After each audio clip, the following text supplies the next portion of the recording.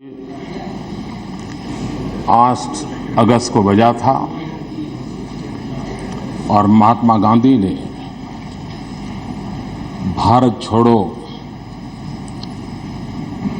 इस मंत्र के साथ देश को आज़ादी के पूरे आंदोलन में एक बहुत बड़ी तीव्रता के साथ आंदोलित किया था। और 9 अगस्त को आज़ादी के दीवानों पर बहुत सारे जुल्म ढाए गए थे। आज 8 अगस्त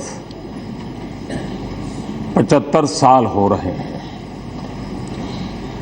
उन सभी आज़ादी के दीवानों को स्मरण करते हुए आज 8 अगस्त को टैक्स टेररिज्म से मुक्ति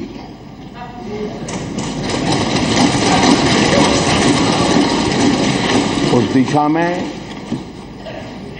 एक अहम कदम हमारी संसद, दोनों सदन के सभी सांसद मिलकर के एक बहुत बड़ा अहम कदम उठाने जा रहे हैं। हमारे देश में टैक्स को लेकर के कैसी स्थिति रही है, शायद कुछ लोगों को मालूम होगा। टैक्स को लेकर के सुप्रीम कोर्ट में एक मसला आया था और विषय ये आया था कि नारियल को फल माना जाए कि सब्जी माना जाए। नारियल पर फल के आधार पर टैक्स हो कि सब्जी के आधार पर टैक्स मुक्ति मिले।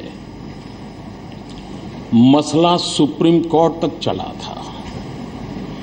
तो एक टैक्स की हमारी जो पुरानी परंपरा रही है, उसमें कैसे उतार चढ़ाव आए हैं, इसको समझने के लिए ये घटना अपने आप में पर्याप्त है। मैं इस समय एक प्रकार से सभी राजनीतिक दलों का, सभी राजनीतिक पार्टियों के द्वारा जो सरकारें चल रही है, उन सब का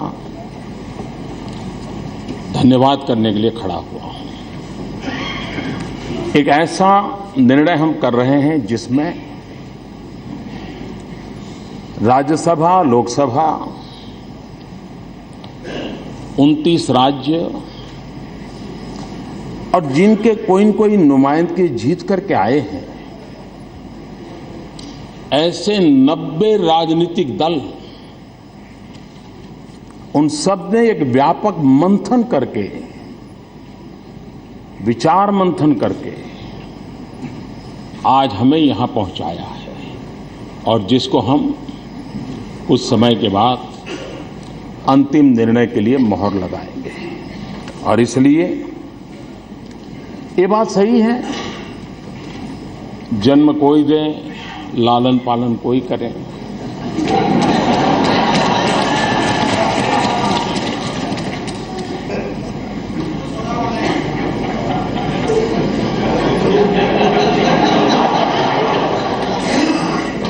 कृष्ण को जन्म किसी ने दिया, कृष्ण को बड़ा किसी ने बनाया। लेकिन ये भी सही है कि ये किसी दल का, किसी सरकार का विजय नहीं है। ये भारत की लोकतंत्र की उच्च परंपराओं का विजय है।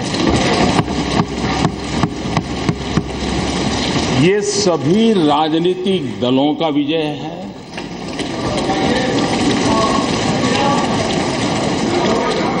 ये पहले की और वर्तमान सभी सरकारों के योगदान से है। और इसलिए कौन जीता, कौन हारा, इसके लिए मैं नहीं मानता हूं कोई विवाद की आवश्यकता है और इसलिए 1 मिनट प्लीज 1 मिनट। माननीय सदस्यगण, अगर सभा की सहमति हो तो इस बिल की समाप्ति तक सभा की कार्रवाई बढ़ा दी जाए। धन्यवाद। धन्यवाद अध्यक्ष महोदय जी, आपने मुझे, वरना मुझे लग रहा था खड़गे जी मेरे लिए समय रखेंगे कि नहीं रखेंगे।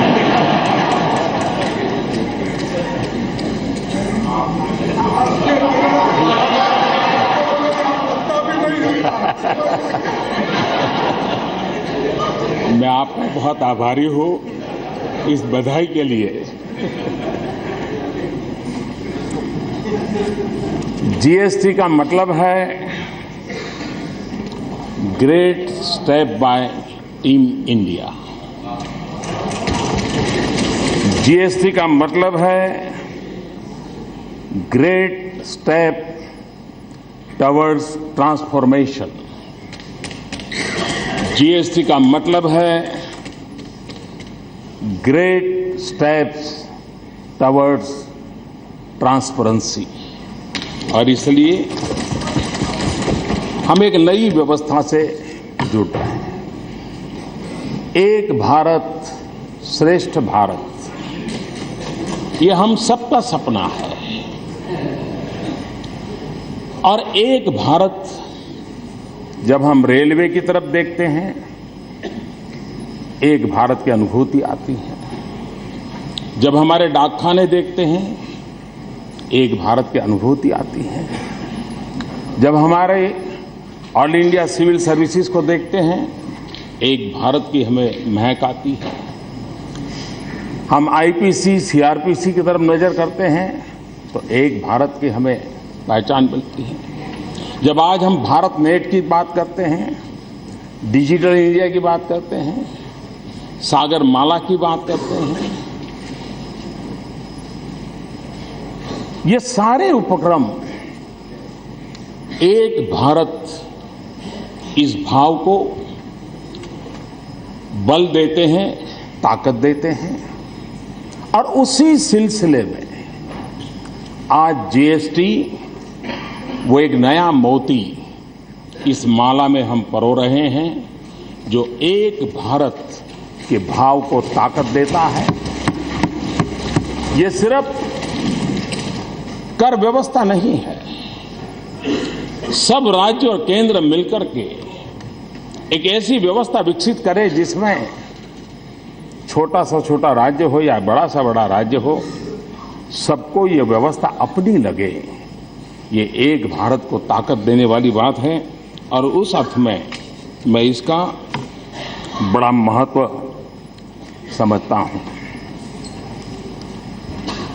कभी कभी जीएसटी को लेकर के संशय भी रहे। मैं जब मुख्यमंत्री था, मेरे मन में भी बहुत संशय थे। प्रणब मुखर्जी साहब से मैंने कई बार उस पर विचार विमर्श भी किया था। और आज जीएसटी को एक मुख्यमंत्री के नजर से देखने के कारण, प्रधानमंत्री बनने के बाद